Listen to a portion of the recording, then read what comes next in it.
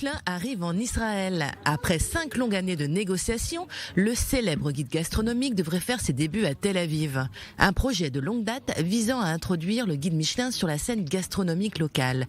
Et Chaim Katz, le ministère du Tourisme, a donné enfin son feu vert.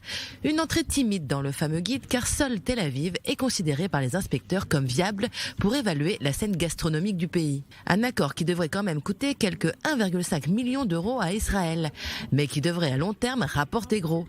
Les étoiles Michelin sont reconnues comme étant la plus haute distinction mondiale pour un restaurant et sont considérées comme un moteur du tourisme. Depuis quelques années, le Moyen-Orient a la cote. Avant Israël, le guide est parti à l'assaut d'Abu Dhabi, d'Istanbul et de Dubaï.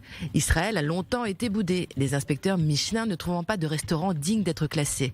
Le président du Congrès juif mondial, Ron Lauder, avait même écrit une lettre critiquant le groupe pour son omission inquiétante d'Israël. Injustice enfin réparée.